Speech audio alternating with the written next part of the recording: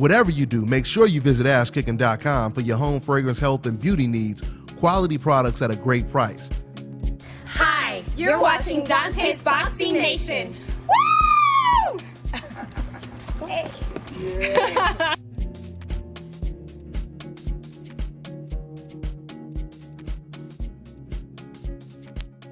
Town Business here on behalf of Dante's Boxing Nation. We here with Joey Spencer. Joey, what's going on, brother? I'm just training hard and working my best. So yeah, another day in the gym. All right, man. I've seen you out there, man, putting that work in, man. Always.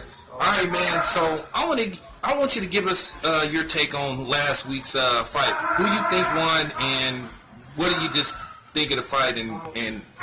You know, like a lot of people, I thought that Danny Jacobs did well enough, at least by 2 rounds in my book to pull that fight off. And I don't think it's any question. And I think people deep down, even the Gennady Golovkin fans, I think they know what happened.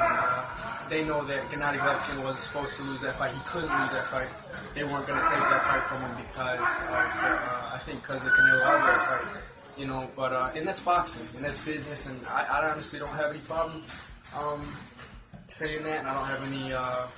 It doesn't surprise me. It doesn't necessarily make me mad. I think that Danny Jacobs' stock definitely grew. I think he's going to get a lot more money fights as a result of that fight. So I don't think it hurts him, and I think if anything, it hurts Gennady more than it hurt Danny, because I think now a lot of people have questions in their mind about Gennady, and I think it opened a lot of people's mind. I've picked Canelo to win the fight against Gennady Golovkin, and I think that it's going to open a lot of people's eyes to see, that's a real fight. I think Canelo's a more live opponent right now than Gennady Golovkin. So I think Danny Jacobs pulled it off and did what he needed to do.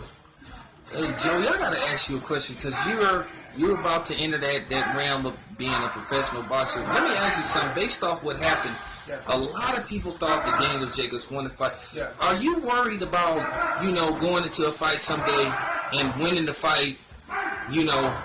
Basically in the eyes, of the fans, but then based off the fact that boxing politics, you actually lose the fight.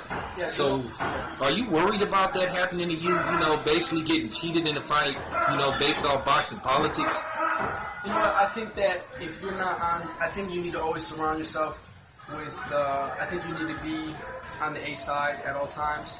And if you play your cards right, then you should be. And if you're not, like Danny Jacobs wasn't the A side against Gennady Golovkin, that's not his fault. Gennady Golovkin is HBO's guy, and Danny Jacobs won. Danny Jacobs had a win that night, no doubt about it. You know what I mean? So I'm not worried about that. If that kind of thing happens to me, I win a fight.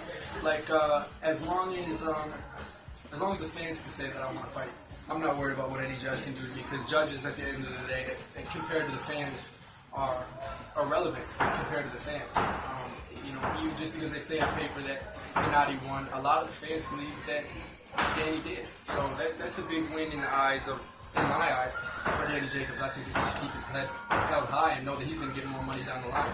And after the Canelo Triple G fight, I'm sure he'll get that rematch. So that's just better for him in the long run anyway.